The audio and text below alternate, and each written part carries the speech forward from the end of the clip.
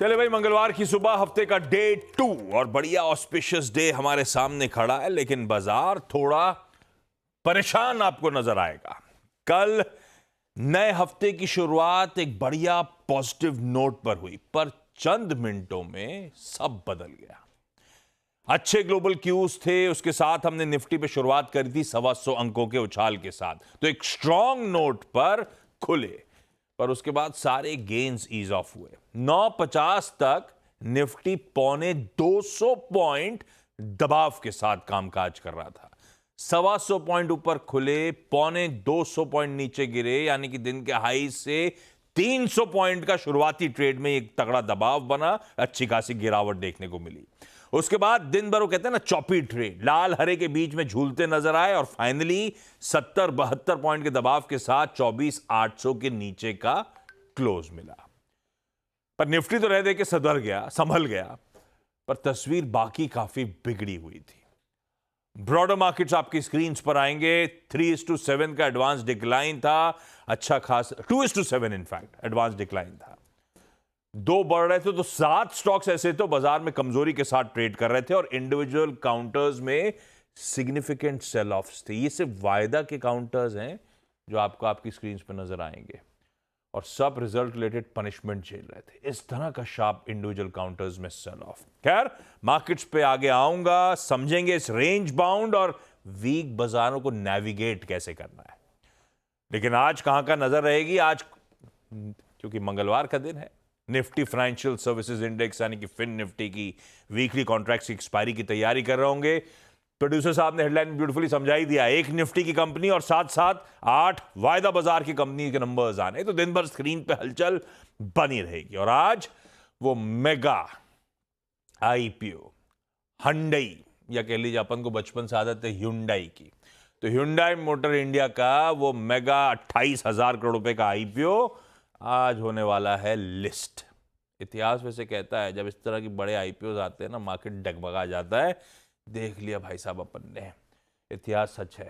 खैर, आज के संकेत रख देता हूं। गिफ्ट निफ्टी एकदम फ्लैट, कहने के लिए हरे में, लेकिन एकदम फ्लैट कल के क्लोजिंग लेवल्स के आसपास शुरुआत करता हुआ आपको नजर आएगा। ग्लोबली मूड कैसा है? हॉर्मास बगल में बैठे, इनसे बातचीत होगी। वीरू बताएंगे कैसे निफ्टी बैंक पे आज मंगलवार के दिन हमें स्ट्रेटेजाइज करना है, और कंचन बताएंगे आज आपको सारे इंपॉर्टेंट स्टॉक्स इन न्यूज।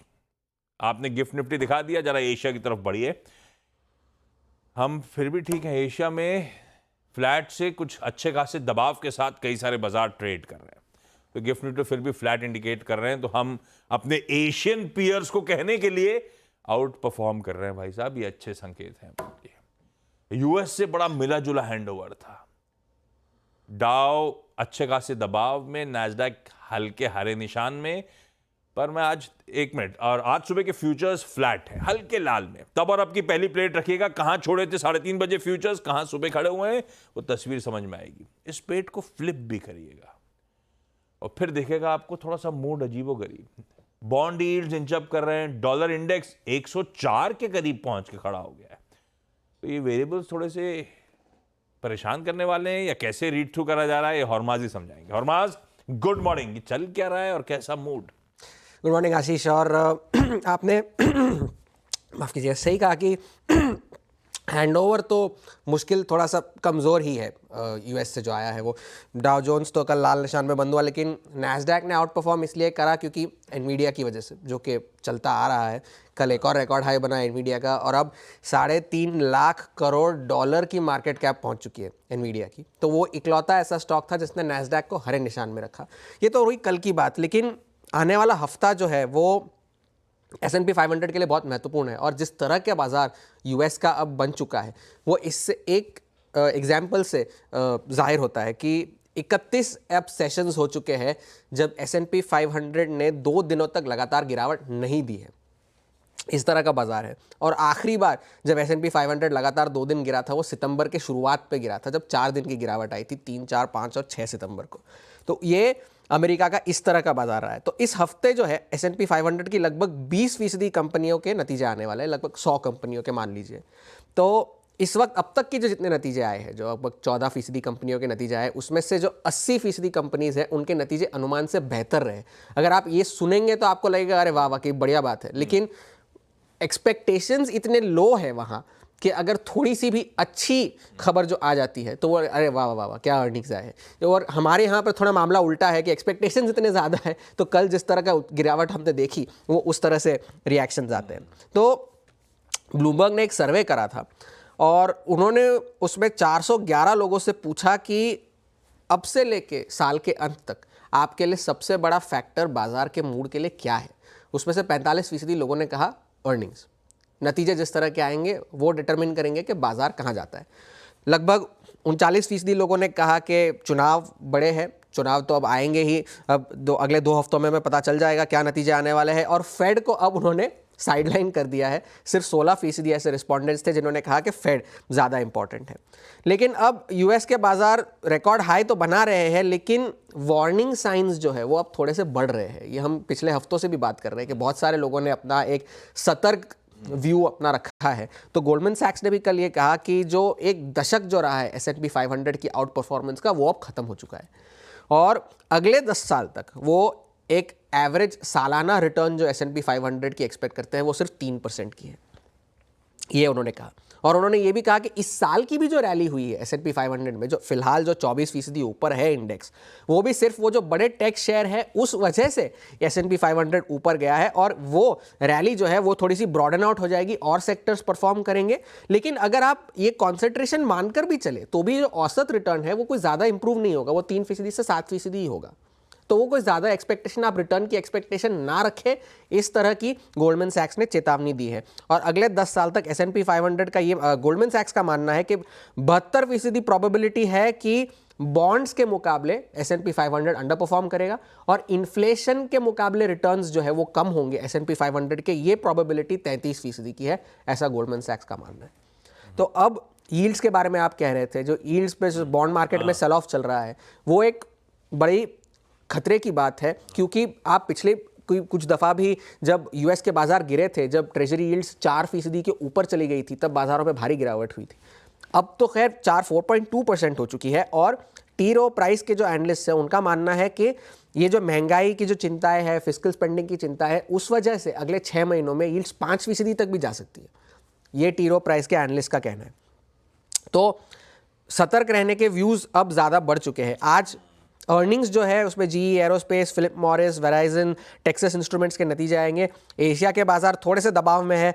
अब एंटिसिपेशन तो चाइना से यही है कि रोज़ एक स्टिमुलस आएगा, इस तरह के एंटिसिपेशन लगाए बैठे हैं लोग। तो स्टील पर आप नज़र रखिएगा, क्योंकि वर्ल्ड स्टील नाम की एक एजेंसी है जिन्होंने एक अनुमान निकाला है कि चाइनीज स्टील डिमांड जो है वो 6 साल में पहली बार ग्लोबल डिमांड से कम होगी, ये उनका मानना है। तो अगले साल जो है उसमें उन्होंने एक प्रोजेक्शन की है कि चाइना की जो मांग है वो 48%, 48% ऑफ ग्लोबल डिमांड होगी। भारत के बाजार 8% ग्रो करेंगे स्टील के डिमांड के मुकाबले, जो पिछले साल 14% ग्रो किया था, इस साल उस बेस पर 8% ग्रो करेंगे। तो वो एक अच्छे संकेत है भारत के लिए। और एक अदर्स डेवलप्ड इकोनॉमीज में 20% की मांग आएगी, ये तो चलेगा, मगर चाइना से डिमांड स्टील की कम होती आ रही है। वो इसलिए क्योंकि ग्लोबली डिमांड बढ़ रही है, तो वो थोड़ा सा ऑफसेट कर सकता है। तो कुल मिलाकर बात यह है कि फिलहाल ग्लोबली संकेत अच्छे नहीं है, वार्निंग साइंस थोड़े से बढ़ रहे हैं, तो थोड़ा सा आप सतर्क रहिए, कॉशियस रहिएगा, सतर्क रहिएगा। वैसे एक तरीका और भी ऐसे कहना है, कॉशियसली ऑप्टिमिस्टिक रहिए। पता नहीं आप क्या करेंगे उसमें, लेकिन रहिए, जैसे आईटी कंपनी ने हमें सिखा रखा है। लेकिन ठीक है, सतर्क रहने की बात है। कई सारे कंसर्न्स हरमाज ने ब्यूटीफुली हाईलाइट कर दिए। सबसे इंपॉर्टेंट, अमेरिका में वॉच आउट कर रहे हैं अर्निंग्स। 46% लोग करना ही है। बहुत पुरानी स्टॉक मार्केट की कहावत है, price is a slave of earnings. Actually जाना वही है सबको, बाकी सब नॉइज है। अपने देख ही रहो आप क्या हाल हो रहा है स्टॉक्स का। खैर, वीरू के पास चला जाए और अप्रोच समझा जाए। ग्लोबल थोड़ा सा कॉशियस अंडरटोन, हैंडओवर थोड़ा सा सतर्क रहने वाला। इन दोनों के कपड़े भी आपको मस्त लाल नजर आ रहे हैं, तो आप थोड़ा सा कॉशियस तो रहिए ही रहिए। वार्निंग साइंस, अर्ली मॉर्निंग के वार्निंग साइंस दिख रहे हैं वीरू अपने को।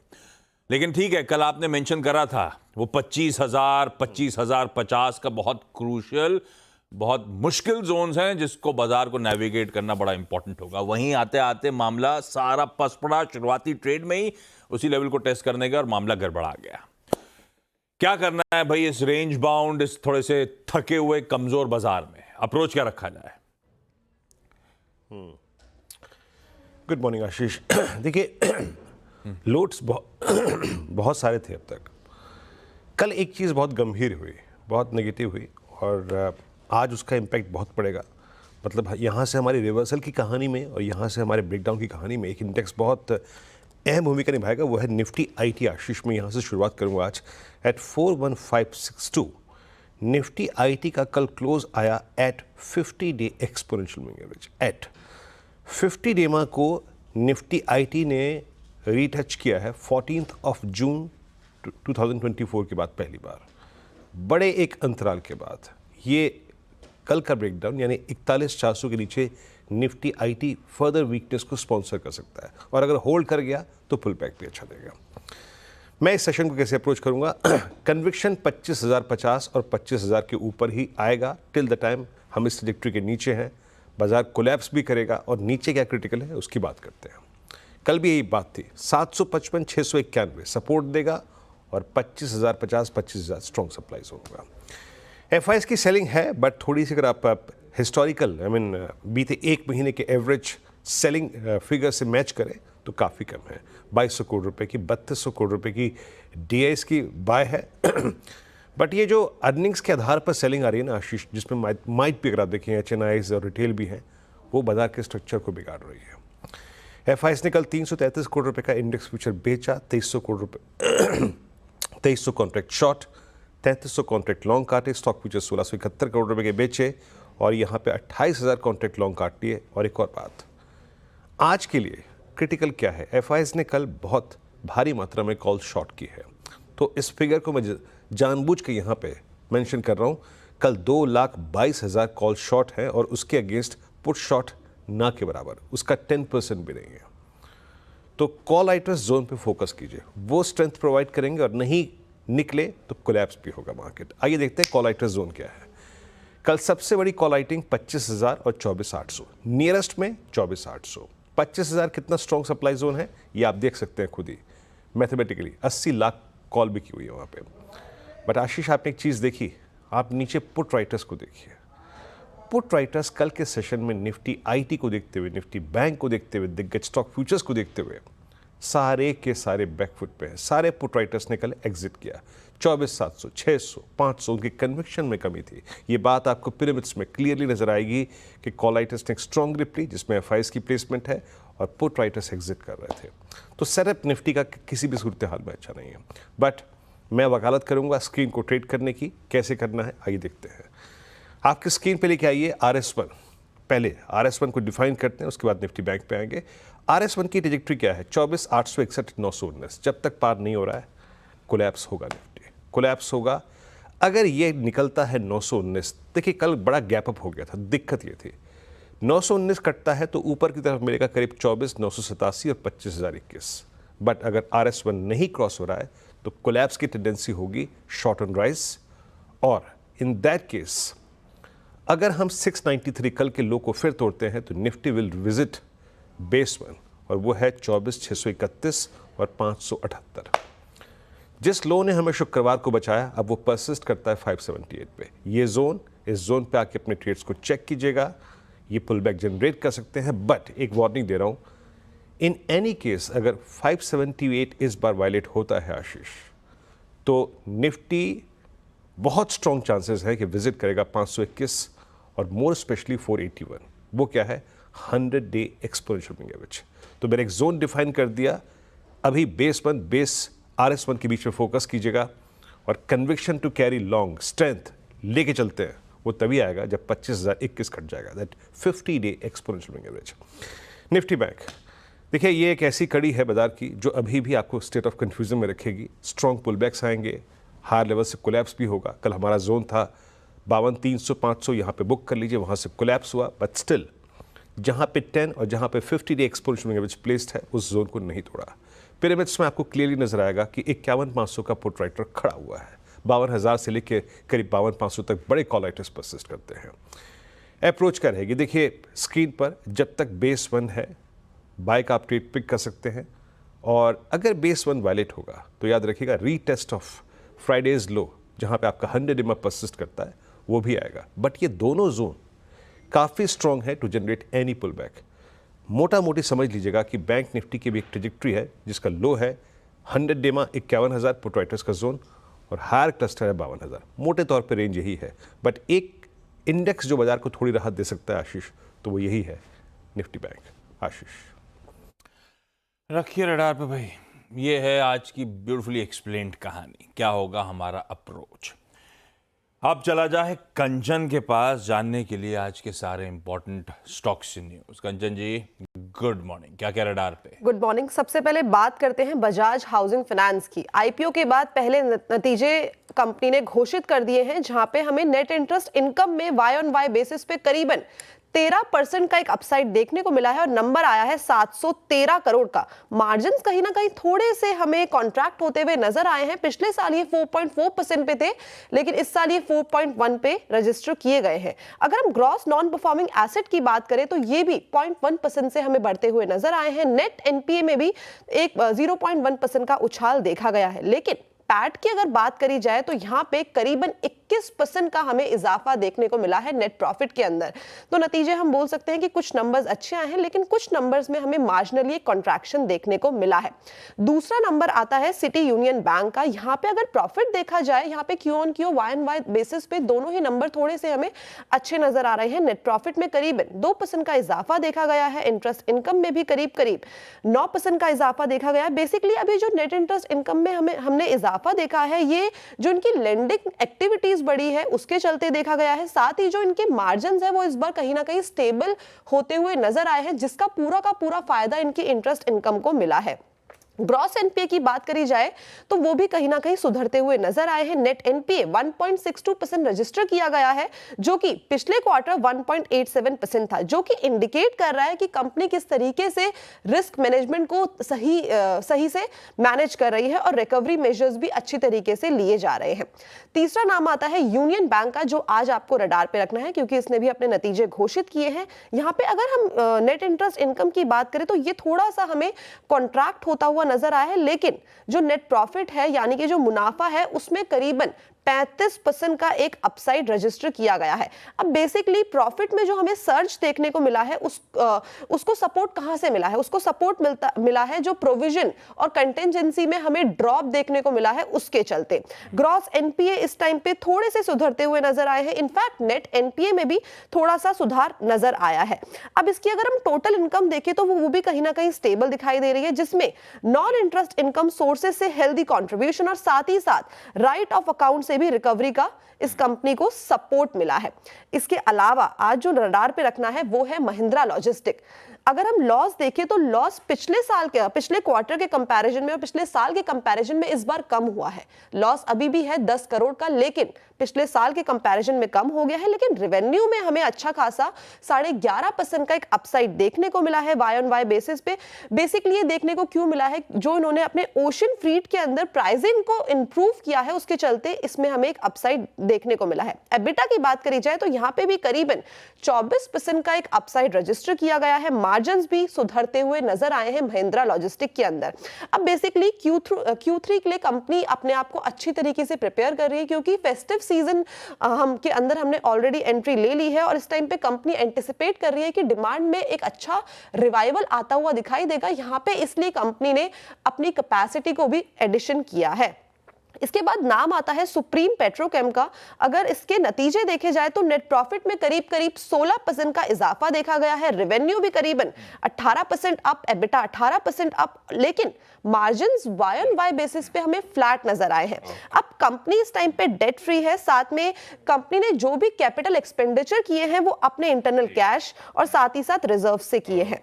चलिए अब बाकी अपन 8:30 बजे डिस्कस करेंगे। कोई छोटा सा ब्रेक के उस पार आज का इवेंट्स कैलेंडर और साथ साथ कमोडिटी स्ट्रैटेजी।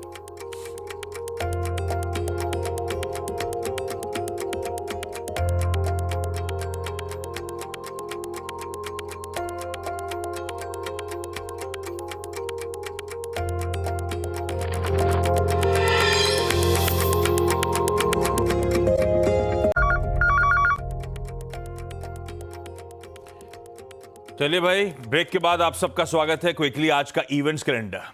मंगलवार का दिन निफ्टी फाइनेंशियल सर्विसेज इंडेक्स की weekly expiry. Hyundai motor India, भाई साहब ऐसी में पढ़ रहा था, आज लिस्टिंग की तैयारी तो हम कर ही रहे हैं। कोरियन डेलीगेशन भी आया है प्रेस रिपोर्टर्स का, और अपनी कोई गाड़ी भी ये लोग ईवी एनएससी में आज शोकेस करने वाले हैं। इंटरेस्टिंग होने वाला है लिस्टिंग सेरेमनी। खैर, अब तक का सबसे बड़ा आईपीओ जो इशू प्राइस पे ही 1.6 लाख करोड़ की कंपनी है, उसकी लिस्टिंग की तैयारी बड़ी होगी। 2.25 टाइम सब्सक्राइब हुआ था और लार्जली QIB के through. Ex dividend HCL technologies होना है 12 रुपए का एडजस्टमेंट है। बजाज फाइनेंस के निफ्टी में रिजल्ट्स हैं और वायदा में Can Fin Homes, Coforge, ICICI Prudential, Indus Towers, M&M financial, Max Financial, Persistent और SRF, ये 8 वायदा बाजार के रिजल्ट्स अवेटेड आज। अच्छा, कैश में बहुत इंपॉर्टेंट नंबर्स हैं। Adani energy, Adani green, Paytm, Varun beverages, Zomato, सबके नंबर्स आने। जोमैटो की तो खैर आज बोर्ड मीट भी है फंड रेजिंग पर वाया QIP issuance. Mazagon Dock Shipbuilders की बोर्ड मीट है इंटरिम डिविडेंड के साथ साथ स्टॉक स्प्लिट पे। पावर ग्रिड फंड रेजिंग करना चाहता है पर NCD के थ्रू है, और धनलक्ष्मी बैंक फंड रेजिंग करना चाहता है और ये राइट्स इशुएंस के थ्रू उस पे बोर्ड मीट है। ये 4 बोर्ड मीट इंपॉर्टेंट। ओला इलेक्ट्रिक, वो आपको याद होगा सेंट्रल कंज्यूमर प्रोटेक्शन अथॉरिटी ने एक शो कॉज नोटिस दिया था एलिज्ड कंज्यूमर राइट्स वायलेशन पे। आज कहा जा रहा है ये कंपनी अपना स्टेटस ऑफ कंप्लेंट्स पब्लिक करेगी। यूके के कार रजिस्ट्रेशन नंबर्स आने और यूएस की रेड बुक, दिग्गज स्टोर्स की same store sales growth. PM Modi आज से 2 दिनों के रशिया के दौरे पे हैं। दरअसल ब्रिक्स समिट अटेंड करने गए हैं। इतनी वॉलेटिलिटी के बीच में अब कमोडिटी पे कहां दाव लगाया जाए? कुंवर जी ग्रुप के रवि देओरा साहब ने मदद करी है। रवि का कहना है नेचुरल गैस के नवंबर वायदा में एक सेल करके चले। बिकवाली का कॉल है 241 के स्टॉप के साथ, और जिंक के अक्टूबर वायदा में खरीदने के मौके हैं। 279.1 का SL लगाइए। छोड़े जा रहा हूं गिफ्ट निफ्टी के एकदम फ्लैट 10 पॉइंट हल्के हरे निशान के साथ शुरुआत होने के संकेतों के साथ। मॉर्निंग कॉल में इतना ही। ब्रेक के उस पार आज का ट्यूसडे का सीधा सौदा।